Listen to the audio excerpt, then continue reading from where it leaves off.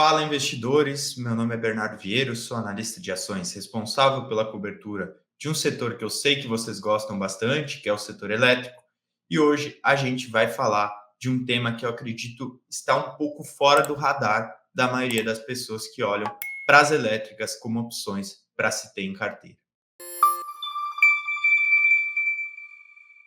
E se eu dissesse para vocês que uma empresa, mais especificamente a Eletrobras, deve construir mais de meia Taesa em ativos de transmissão em cerca de 5 anos, o que vocês acham? Mas antes de aprofundar nesse tema, acredito que vale a pena colocar todo mundo na mesma página de entender, então, o nosso ponto de partida, ou seja, como a Eletrobras ganha dinheiro.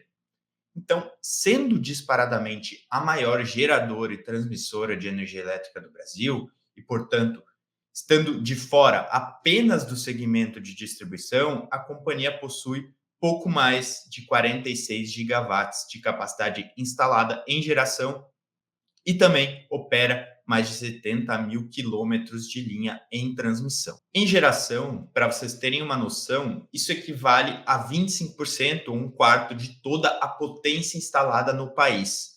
No modelo de negócio desse segmento, a grosso modo, a empresa tem a liberdade de comprometer em contratos de comercialização, em geral, metade dessa capacidade instalada. Esse volume de energia, tanto no mercado regulado, em que a venda é feita para as distribuidoras em leilões, quanto no Mercado Livre também, em que a negociação é direta com quem pode comprar a energia dela, é comercializado em reais por megawatt-hora. As concessões das usinas são de 30 anos e os contratos de comercialização geralmente são longos e anualmente também conseguem repassar o aumento inflacionário. Já na transmissão, essa relevância da empresa no país consegue ser ainda maior, com quase 40% de toda a quilometragem de linhas brasileira.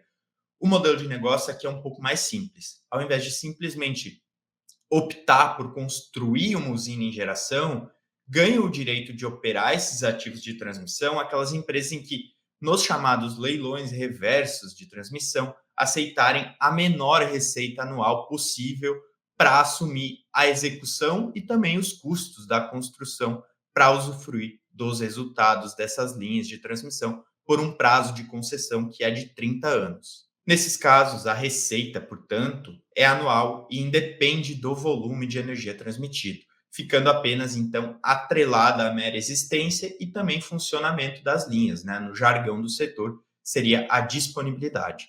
Então, construiu, está operando, a receita vem e é corrigida anualmente pela inflação, mesmo que o país esteja em crise, por exemplo. E até por isso que comumente vocês vão ver por aí que transmissão acaba sendo o filé do setor elétrico. Mas e se a Eletrobras já é tão grande em transmissão, não seria muito difícil para ela crescer de forma relevante? Com certeza, tá, pessoal? Crescer contra uma base que já é bem elevada não é de fato uma tarefa fácil. Mas isso também permite, na minha visão, uma vantagem praticamente única que eu vou esclarecer aqui. Existe uma outra forma menos visada de se ganhar receita no segmento de transmissão, que não é a usual, né? Concorrendo em leilões por novos ativos, que todo mundo conhece essa forma, mas sim conseguindo aprovar obras de reforços e melhorias nos ativos em que a empresa já opera, né, em troca, obviamente, de adições nas receitas atuais. Só nessa frente, a Eletrobras, recém-privatizada, conseguiu autorização para, ao concluir esses reforços até meados de 2028, acrescentar mais 1,1 bilhão em novas receitas anuais de transmissão. Para tudo isso, ao longo desse ciclo, a empresa deve investir cerca de 7,8 bi. Percebam como a razão de receita sobre o investimento, por não passar pela concorrência que é mais acirrada de fato nos leilões do segmento, é mais favorável. Percebam como a razão de receita sobre o investimento, por não passar por toda aquela concorrência que é sim mais acirrada nos leilões do segmento, ela acaba sendo mais favorável. A receita anual dessa parcela ela vai corresponder a mais de 14% do valor necessário em investimentos para operar essas melhorias. Ao passo que muitos ativos em leilões estão sendo levados ali por menos de 10% na mesma relação de receita sobre investimento. Portanto, ter uma base de ativos já muito grande também permite para a empresa uma vasta gama para explorar oportunidades nessa linha, que para outras empresas bem menores, pelo menos na comparação com a Eletrobras, acaba sendo apenas um pequeno adicional nas expectativas, né? Para a Eletrobras, vai dar mais de bilhão. Só que, além disso, em ativos adquiridos em leilões e ainda não energizados, a empresa possui mais 860 milhões em receitas de transmissão para liberar mais ou menos no mesmo prazo, o que, juntando com a adição de receita contratual desses reforços e melhorias que eu vinha falando, nos leva ao número mágico de 2 bilhões que a Eletrobras deve incrementar na sua receita de transmissão em cerca de 5 anos. Nesses projetos que ela levou nos pleitos, eu estimo que ainda falta a empresa investir mais cerca de 7,6 bi, ficando com o investimento total de crescimento para a transmissão na ordem de 15,4 bilhões, que é muita coisa. A magnitude disso, em termos de receitas que serão adicionadas ao resultado da companhia no segmento de maiores margens, eu lembro aqui, é nada mais, nada menos do que 56% ou mais da metade, né, do que a Taesa possui em ativos operando hoje, que dá cerca de 3,6 bilhões de receita anual permitida, RAP, no ciclo 2023-2024.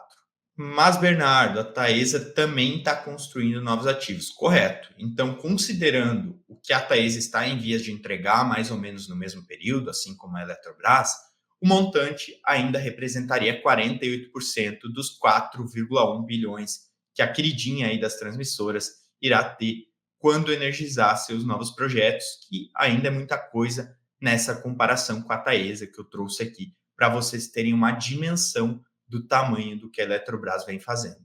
Então, pessoal, com todos esses números e essa comparação para despertar a curiosidade de vocês, qual a mensagem que eu quero passar aqui? Por mais contraintuitivo que isso possa parecer, a Eletrobras tem um tamanho até desproporcionalmente maior que os seus pares em certos aspectos, favorece também o crescimento da empresa. Se a Eletrobras não tivesse esse legado dessa base gigante de ativos mais antigos e que, consequentemente, necessitam de fato de reforços e melhorias, provavelmente ela estaria muito mais em dificuldade, né, em crescer em transmissão, tendo apenas os leilões como opção relevante, o que é a realidade para a imensa maioria das empresas que atuam no segmento. A Transmissão Paulista é outro ponto fora da curva, é uma empresa que também está aproveitando muito essa avenida, mas isso é um papo para um próximo vídeo que, se vocês quiserem, avisem nos comentários para eu trazer na sequência. Antes de finalizar, se você quer saber nos detalhes as implicações desse crescimento no negócio como um todo da Eletrobras, entendendo sobre o que seria até uma estimativa conservadora do valor intrínseco das ações, considerando também as operações de geração, confira então nossas opções de assinatura disponíveis na descrição do vídeo. Estamos com desconto de 30% no Suno Premium, com o cupom investidor30 vocês podem aproveitar e acabar sabendo tudo sobre a Eletrobras e diversas outras elétricas. Por hoje eu me despeço, pessoal, e por enquanto, então, eu fico de olho nos comentários para saber qual a próxima elétrica que vocês querem que eu fale sobre. Abraço!